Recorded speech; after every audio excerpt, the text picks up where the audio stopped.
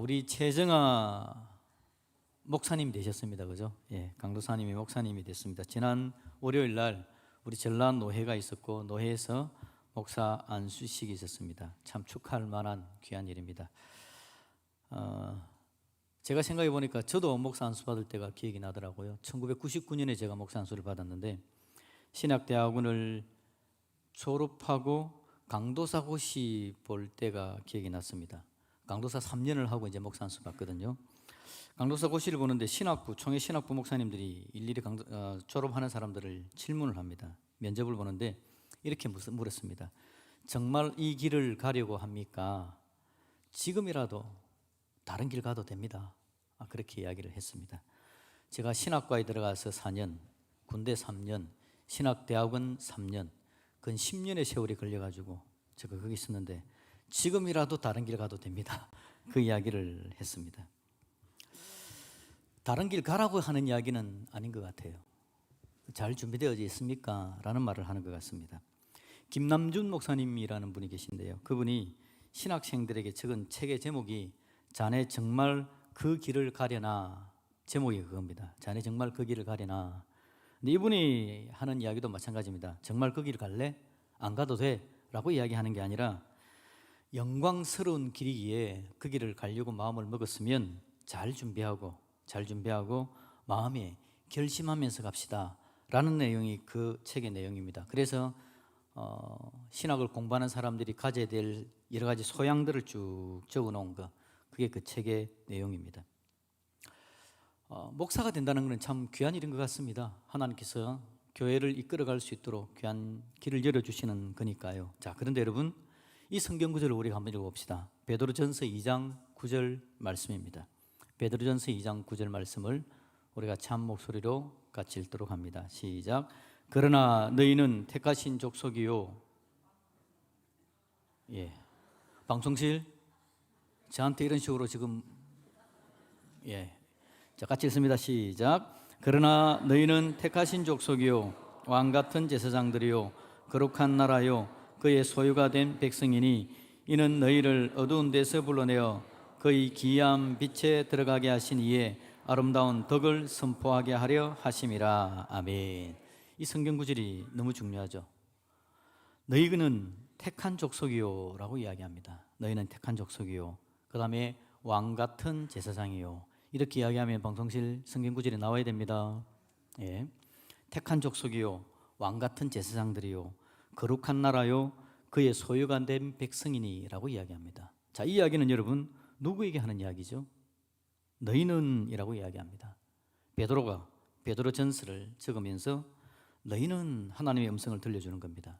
이건 여러분 다른 사람에게 이야기하는 거 아닙니다. 모든 성도에게 하는 이야기입니다. 모든 성도를 향해서 너희는 택한 족속이고 왕같은 제사장이고 거룩한 나라고 그의 소유가 된 백성입니다 라고 알려주는 겁니다. 그러면서 이는 이라고 이야기합니다. 그렇게 귀한 백성으로 삼아주는 이유는 뭐냐니까 너희를 어두운 데서 불러내어 그의 기이한 빛에 들어가게 하신 이, 바로 우리 예수님 하나님의 은혜 아닙니까?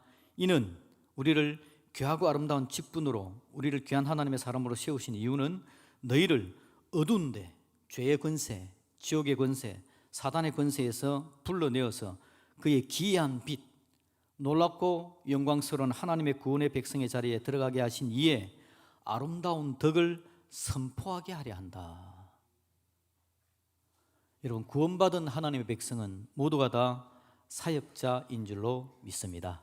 그래서 여러분, 신학대학원을 졸업해야 사역자가 아니라 사역자는 목사만 사역자가 아닙니다. 목사도 사역자입니다. 목사도. 모든 성도가 사역자이기 때문에 목사도 사역자입니다. 신약 성경은 정확하게 우리가 그렇게 말해주고 있는 겁니다. 모든 성도가 사역자라고 이야기하는 거죠. 여러분의 삶의 사역을 잘 감당하시기를 주님의 이름으로 축복드립니다. 그렇게 우리가 살아야 된다라는 겁니다. 중요한 것은 여러분, 사실 여러분들에게 선택권이 없다라는 게 문제입니다. 여러분은 선택권은 없습니다. 왜냐하니까 모든 성도라는 것은 주님의 자녀이기 때문에, 주님의 자녀는 모든 성도입니다. 모든 성도가 바로 사역자라는 건 그냥 내가 사역자라는 거기 때문에 나에게 선택권이 있는 것이 아니다라는 걸 말해주는 겁니다. 여러분, 우리는 성도이며 우리는 사역자인 줄로 믿습니다. 그게 성경이 우리에게 들려주는 우리의 직분에 대한 이야기입니다. 내가 뭐 하는 사람인가? 성경 그 이야기를 들려준다는 거죠. 자, 그러면 여러분, 제가 질문하겠습니다. 방금 고시 보는 이야기 제가 했고요, 김남준 목사님의 책 제목도 이야기했는데 그 제목을 가지고 제가 한번 물어볼게요. 여러분에게, 여러분 정말 그 길을 가시렵니까? 선택권이 없다니까요. 여러분들은 그냥 예라고 대답해야 된다니까요. 다시 한번 해볼게요. 재밌죠? 다시 한번 해보겠습니다. 여러분 정말 그 길을 가시렵니까? 예, 가는 겁니다. 하나님 은혜로 가는 겁니다. 부름 받았기 때문에 가는 거고, 하나님께서 그 자리에 우리를 세워주셨기 때문에 그냥 그 자리로 가는 겁니다. 그런데 어떻게 가자고요? 잘 준비하고 마음에 결심하고, 그렇게 하나님의 구원의 백성으로서 하나님께서 우리에게 맡긴 사명자 사역자로서 가는 겁니다. 제가 보니까 여러분 가운데서 아버지들이 많네요. 여러분들이 엄청난 사역자입니다. 아버지가 얼마나 엄청난 사역자인지 모릅니다. 아버지가 그 가정을 얼마나 하나님 은혜 가운데 이 사명 사역의 관점으로 바라봐야 되는지. 가정은 그냥 되는 거 아닙니다. 어머니도 사역자입니다. 자녀도 사역자입니다. 모두가 사역자입니다. 자녀에게 있어서 여러분의 사역의 대상이 여러분의 아버지, 여러분 어머니입니다. 여러분 아버지, 여러분 어머니가 하나님 사랑 가운데 굳게 서려면 자녀들이 하나님 앞에서 사역자라는 관점으로 그 자리에 서 있어야만 그 가정이 제대로 설 수 있기 때문에 그렇습니다. 부모만 사역자다? 아닙니다. 누가 그래요? 모든 구원의 백성이 사역자이기 때문에 자녀분 여러분들도 사역자다. 나는 우리 가정에서 사역하는 하나님의 사람이다. 꼭 기억할 수 있기를 주님의 이름으로 축복드립니다. 혹시 우리 자녀들도, 우리 집 자녀들도 있는데 오해하지 마시고 아빠만 사역자라고 부림을 생각하지 마세요. 여러분도 사역자라는 거, 그거 꼭 기억해야 된다는 거죠. 자, 오늘 본문은요, 엘리사 선지자, 그러면 얼마나 귀한 하나님의 사역자입니까? 이 엘리사 선지자가 사역을 마치고 하나님의 부르심을 받아 하늘로 가는 장면입니다. 그런데 그 하늘로 가는 과정에서 자기의 후임인 엘리사를 굳게 세우는 장면입니다. 엘리사를 마지막으로 점검하듯이 마지막으로 물러줘야 되는데 그 엘리사를 제대로 세우는 장면이 오늘 본문의 이야기죠. 여러분, 성경의 이야기는 처음부터 끝까지 하나님이 우리를 지어가시는 이야기입니다. 죄악 가운데 있는 우리를 죄악 속에서 불러내어서 하나님 자녀로 삼아주시고, 하나님 자녀된 우리가 예수 그리스도의 장성한 분량으로 성장해 가도록 우리를 지어가시다가 마지막 우리를 천국까지 인도해 가시는 그 이야기가 성경에 가득하죠. 성경 이야기는 다시 말씀드리면 하나님이 우리를 짓는 과정입니다. 우리를 세우는 과정이고, 우리를 하나님 사랑 가운데 굳게 아름답게 만들어가는 과정이 성경의 이야기입니다. 그래서 여러분, 우리는 우리를 짓고 있습니다. 우리 교육관을 지으면서 건물이 아니라 우리가 지어져 가는 이야기를 하자라고 제가 말씀을 드렸고, 한 달 전부터 이 말씀을 드리고 있습니다. 그래서 처음에 제가 여러분에게 말씀드리기를 말씀이 우리를 짓습니다 라는 설교의 제목으로 여러분에게 한 달 전에 말씀을 드렸습니다. 그 이야기가 바로 엘리야 이야기의 시작이었죠. 오늘 우리가 엘리야 이야기를 읽고 있는데 그때 엘리야 이야기의 시작이었습니다. 하나님의 말씀이 엘리야에게 임했다. 그래서 말씀이 우리를 짓습니다 라는 제목이었습니다. 두 번째는요, 거룩한 돌이, 거룩한 12돌이 우리를 짓습니다 라는 거였습니다. 엘리야가 드디어 850대 1의 영적인 전쟁을 벌리잖아요. 갈멜산에서 각자의 신들에게 구하는 겁니다. 오셔서 우리의 제사를 받아주세요. 850명의 바알과 아세라 선지자가 아무리 해도 안 되지만 하나님께서 엘리야를 세워서 제사를 만든데, 엘리야가 제사를 드릴 때에 제단을 먼저 만들죠. 그 제단이 12돌을 구분했다 그랬습니다. 이 12돌은 이스라엘의 12지파를 의미하는 12돌을 거룩하게 만들어서 하나님께 제단을 지어 하나님께 제사를 올려드리는 장면. 그래서 하나님께서 그 제사를 받으시고 그 모든 제물을 태우시는, 그래서 영적으로 승리하는 과정을 보았습니다. 하나님은 12돌이 거룩하게 되기를 원하신다. 이스라엘 공동체가 거룩하게 되어져서 하나님 앞에 쓰임받기를 원하신다. 그래서 거룩한 12돌이 우리를 짓습니다 라고 말씀을 드렸습니다. 그리고 오늘은 세 번째입니다. 이제 세 번째, 우리는 우리를 짓고 있습니다 라는 세 번째 내용, 동행이라는 이야기입니다. 엘리야와 엘리사가 동행해 가는 겁니다. 그러면서 엘리야가 엘리사를 굳게 동행하면서 세움으로 말미암아 우리를 짓는 이야기가 오늘 본문의 이야기입니다. 자, 엘리야가 여러분 850대 1의 전쟁을 승리했습니다. 그럼 전쟁이 끝났을까요? 끝났으면 좋았는데 그게 아니었습니다. 아합과 이세벨 우상 숭배자들은 더 강력하게 반발하면서 하나님의 선지자들을 죽이고 박해합니다. 그런 상황 속에서 하나님께서 엘리야에게 명령을 하나 내립니다. 이때부터 엘리야와 엘리사의 관계가 시작이 되어지는데요, 하나님께서 내린 명령은 열왕기상 19장 15절부터 17절 말씀 사이에서 잘 나타나지고 있습니다. 15절 17절까지를 우리가 같이 한번 읽어보도록 하겠습니다. 시작. 여호와께서 그에게 이르시되 너는 내 길을 돌이켜 광야를 통하여 다메섹에 가서 이르거든 하사엘에게 기름을 부어 아람의 왕이 되게 하고 너는 또 님시의 아들 예후에게 기름을 부어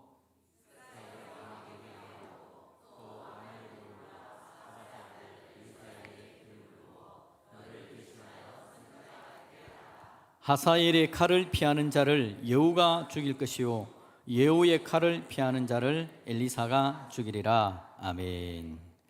제가 오늘 방송실하고 잘 안 맞는데 이유를 보니까 방송실이 여러분 1부, 2부가 다릅니다.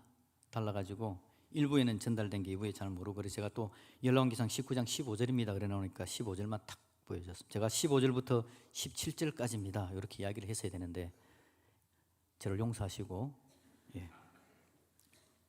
자, 방금 이 부분이 여러분 엘리야가 하나님으로부터 받은 명령입니다.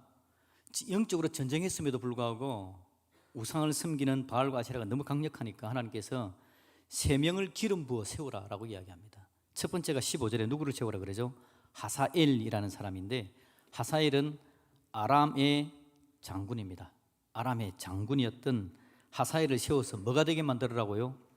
아람의 왕이 되게 하라라고 이야기합니다. 자, 두 번째는요, 16절에 보면 예후를 기름을 부어가지고, 이 예후는 북이스라엘의 장군이었는데 누가 되게 만들어랍니까? 북이스라엘의 왕이 되게 해라라고 이야기합니다. 세 번째 사람은 16절의 뒷부분에 보니까 엘리사, 드디어 엘리사가 등장하죠. 엘리사에게 기름을 부어서 뭘 하라 그럽니까? 너를 대신해서 선지자가 되게 해라. 이 엘리사는 이때에 소를 몰면서 농사를 짓는 밭가는 농부였습니다.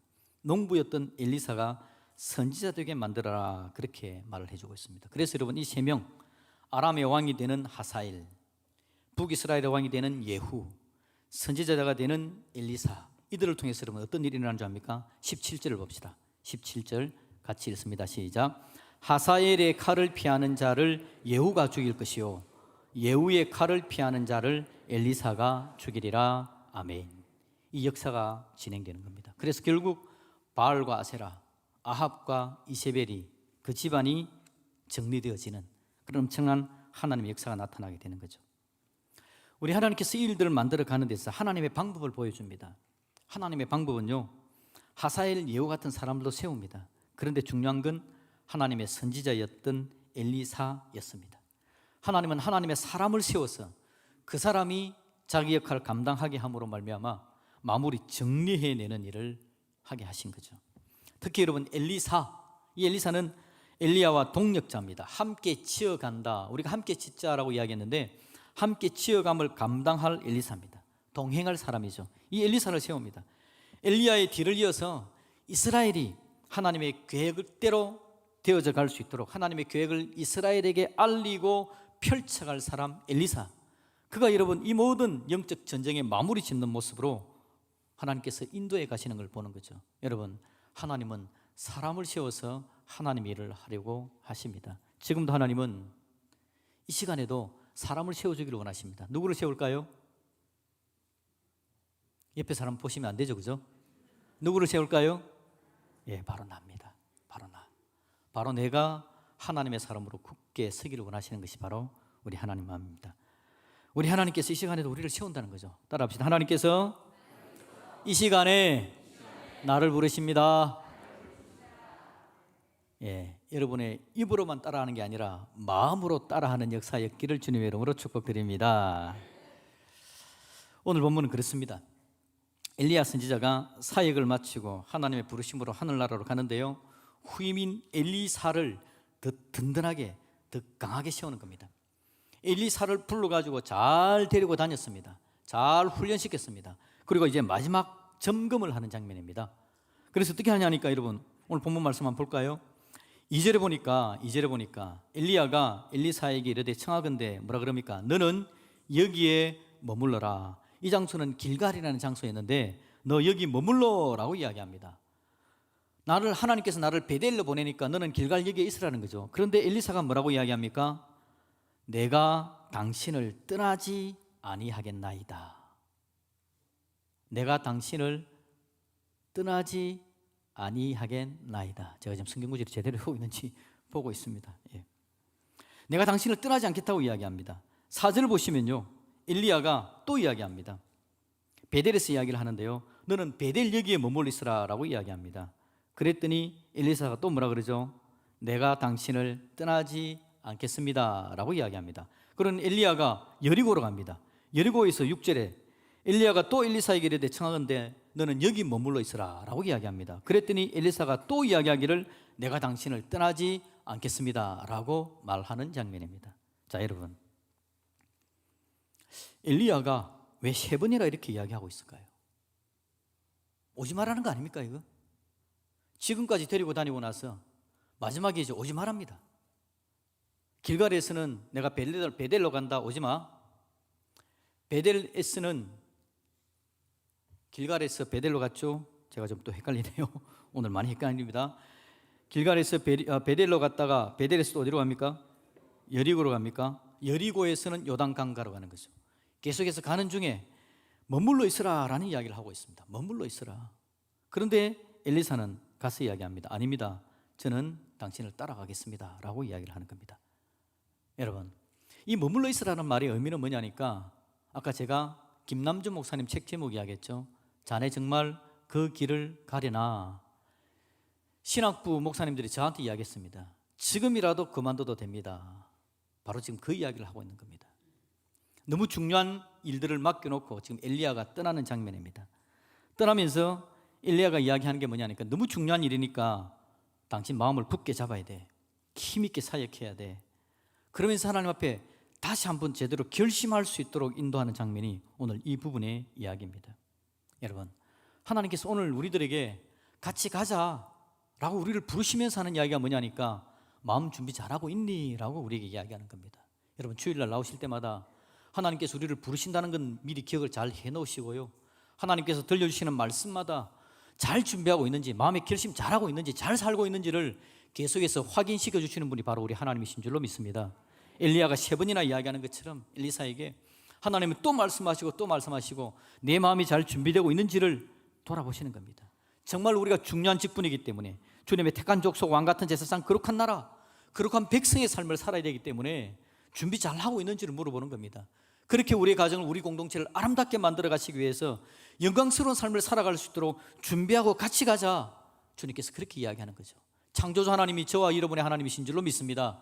그 하나님과 동행하는 길에 대해서 하나님은 다시 한 번 더 확인해 주시는 분이시다라는 거죠. 그 이야기에 대해서 여러분, 엘리사가 뭐라고 대답한다고요? 내가 당신을 떠나지 아니하겠나이다 라고 이야기합니다. 이 이야기는 무슨 이야기입니까? 예, 제가 그 영광스러운 삶의 길을 내 인생의 길로 부여잡고 제가 따라가겠습니다. 세상의 쾌락을 쫓아가는 것이 아닌 나의 교만과 나의 좌절과 나의 절망에 내가 방해받지 않고 나 자신을 부인하고, 하나님께서 그렇게 원하시는 구약시대의 이스라엘 백성들에게 말씀하셨던 자기 소견에 옳은 대로가 아니라 복되신 하나님의 은혜에 붙들고 그 영광스러운 길을 걸어가겠습니다. 이게 바로 여러분, 엘리사가 내가 당신을 떠나지 아니하겠나이다 라는 고백이다라는 거죠. 여러분, 이 고백이 저와 여러분의 고백이 될 수 있기를 우리 주님의 이름으로 축복드립니다. 날마다 새롭게 고백하고 날마다 일어서서 우리가 가야 될 길을 걸어가는 겁니다. 자, 그렇게 했더니 이제 엘리야가 마지막 3번의 답변을 듣고 나서 요단강가에서 이야기합니다. 이제 내가 떠나는데, 9절에 보니까 내가 이제 떠나는데 내가 너에게 뭘 해줄까? 라고 물어봅니다. 그랬더니 엘리사가 뭐라고 이야기하죠? 당신에게 역사한 그 하나님의 성령의 역사가 나에게는 갑절이나 있었으면 좋겠습니다 라고 이야기를 합니다. 갑절이나. 이 갑절이나라고 이야기하는 이유를 제가 한번 봅니다. 갑절이나는 여러분 욕심이 아닙니다. 겸손입니다. 어떤 의미냐니까 엘리야 당신은 하나님께서 귀하게 쓰는 선지자이기 때문에 하나님께서 주신 영으로 그만큼 사역을 했지만 나는 당신보다 못한 자입니다. 나는 당신보다 연약한 자입니다. 나는 아무것도 할 수 없는 자입니다. 그러니 당신의 영에 갑절이 아니면 내가 어떻게 하겠습니까? 엘리사의 겸손입니다. 여러분, 저와 여러분에게 하나님께서 우리에게도 갑절의 은혜를 부어주시기를 주님의 이름으로 축복합니다. 하나님, 내가 이 일을 어떻게 감당하겠습니까? 아버지의 역할을 어떻게 감당하며 내 가정을 세우는 역할을 어떻게 감당하겠습니까? 교회 안에서 중직자 역할을 감당하고 다른 사람을 섬기는 역할을 감당하는 거, 이거 내가 어떻게 하겠습니까?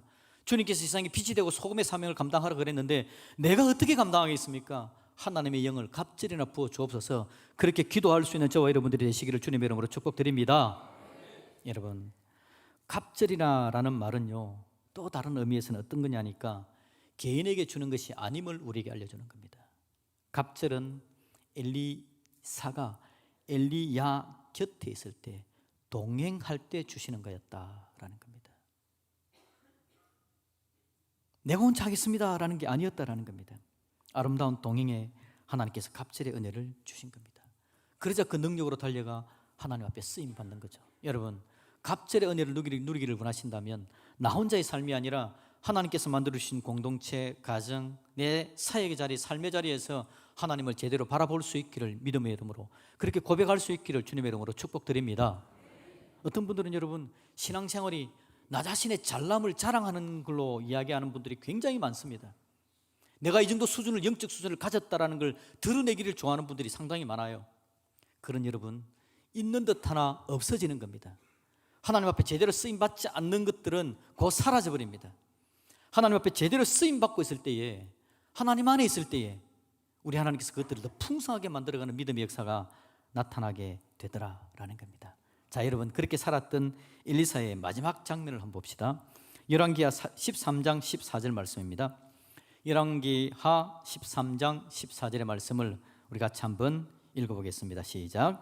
엘리사가 죽을 병이 들매 이스라엘 왕 요아스가 그에게로 내려와 자기의 얼굴에 눈물을 흘리며 이르되 내 아버지여, 내 아버지여, 이스라엘의 병거여 마병이여 하매. 아멘. 엘리사가 사역을 마친 겁니다. 다 마치고 이제 병이 들어 죽을 상황입니다. 그때 이스라엘 왕 요아스가 왔답니다.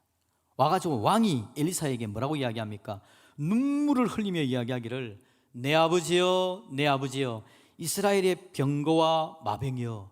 왕이 이렇게 표현할 정도로 엘리사가 아름답게 쓰임을 받았던 거죠. 그런데 여러분, 이 이야기는 어디서 들었던 이야기 아닙니까? 다시 여러분, 오늘 우리의 본문 열왕기하 2장 12절 말씀을 한번 보도록 하겠습니다. 열왕기하 2장 12절 말씀을 같이 읽습니다. 시작. 엘리사가 보고 소리 지르되 내 아버지여, 내 아버지여, 이스라엘의 병거와 그 마병이여 하더니 다시 보이지 아니하는지라. 이에 엘리사가 자기 옷을 잡아 둘러 찢고. 아멘. 이 부분이 어떤 부분입니까?